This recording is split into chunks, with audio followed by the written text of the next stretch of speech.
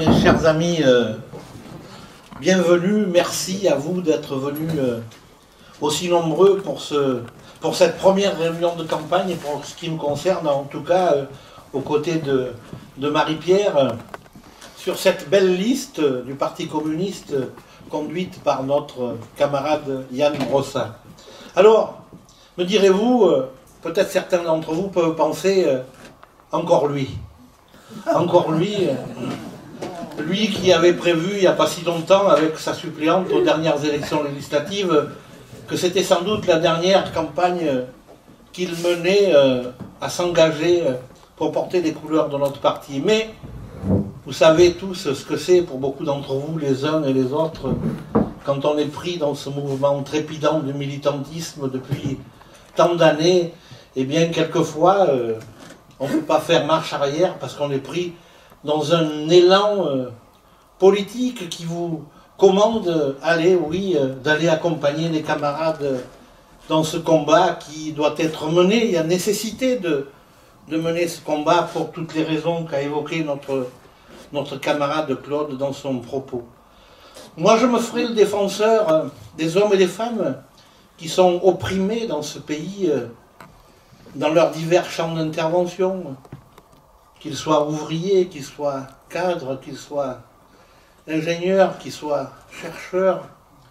Ils sont tous, nous sommes tous terriblement touchés par cette institution libérale qui s'est instaurée partout dans ce continent européen, et où j'en parlais tout à l'heure avec notre ami journaliste, ça a été une terre d'expérimentation où on nous a souvent dit qu'il n'y a pas d'autre modèle économique qui est possible, et vous allez voir ce qu'on va voir en mettant ça en pratique sur ce continent européen. Oui, on voit ce qu'on voit, on voit la misère qui s'installe, la concurrence qui s'installe, à qui est le plus misérable ici qu'ailleurs, à qui travaille le plus longtemps pour toucher moins d'argent, c'est complètement insupportable. Alors, oui, moi j'ai accepté donc avec Marie-Pierre et tous les autres, André Chassaigne, de mener la bataille de notre parti. Et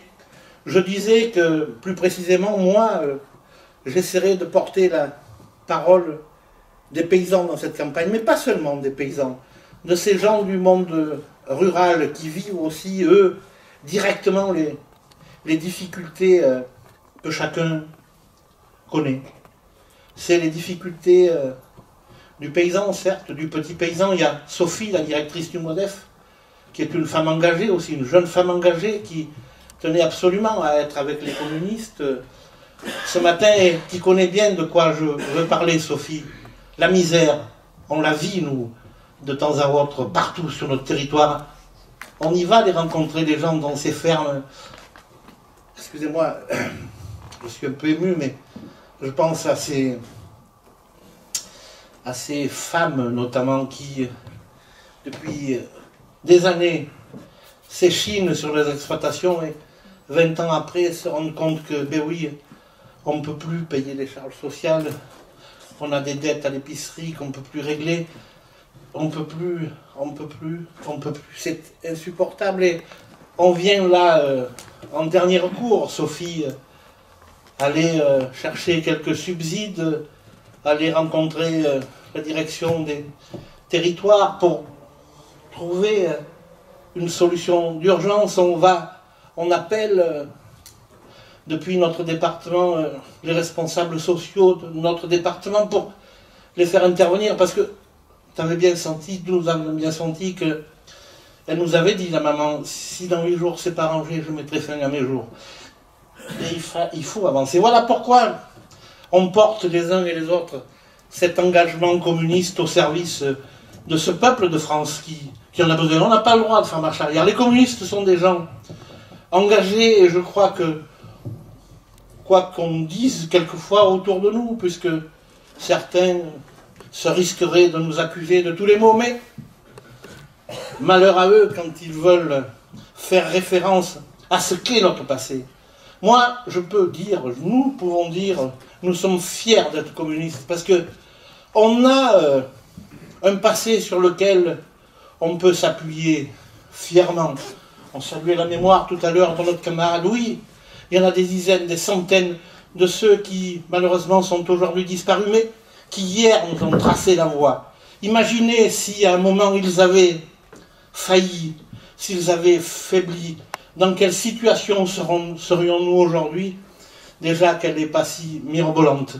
Alors oui, j'y suis, avec vous tous, avec vous toutes, à mener ce combat. On va le mener un peu partout sur le territoire. Ça va être un engagement fort, ça va être l'engagement de ceux qui sont là, de ceux qui défendent le service public partout, de ceux qui, comme moi, sont des élus ruraux et qui ont été profondément blessés quand Macron leur a dit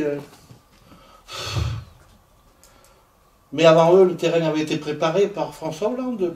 À quoi bon nous garder toutes ces communes en France? Rassemblons-les, les élus. Ben, ce sont des braves gens, mais ils ne comprennent pas forcément tout. Nous, qui avons reçu une formation supérieure et qui sommes souvent des énarques, nous avons forcément la science infuse et on va organiser ces territoires au travers de la loi NOTRe notamment. On va regrouper des communes, on va simplifier les choses, on va supprimer des lignes de chemin de fer, et puis eux, ils se déplaceront comme ils pourront, on leur laissera utiliser des voitures, on leur taxera plus fort l'essence. Voilà. Mais les choses, sans doute, vont se passer différemment. Les gens, aujourd'hui, se rebiffent. Il faut qu'on participe de ce combat qui s'organise dans le pays. Je crois que le Parti communiste peut être fier des positions qu'il a prises, lui, depuis des années par rapport à l'Europe. Je me souviens, moi, d'une des premières batailles politiques que j'ai menées, ça avait été participer à une manifestation à Genève que le Parti communiste avait organisée là-bas. On allait dire non au traité de Maastricht. Et puis, je me souviens de certains autres personnages qui aujourd'hui voudraient nous donner des leçons, qui eux prônaient corps et âme cet engagement européen qui était le seul modèle qui valait de mettre en place pour notre continent européen. Alors voilà, on va mener la bataille, je vais mener la bataille, je vais te laisser la parole. On va partout sur ce pays essayer de mobiliser autour du parti parce qu'il y a urgence de porter des idées progressistes et des actions progressistes au service de nos concitoyens. À tout à l'heure, je vous remercie.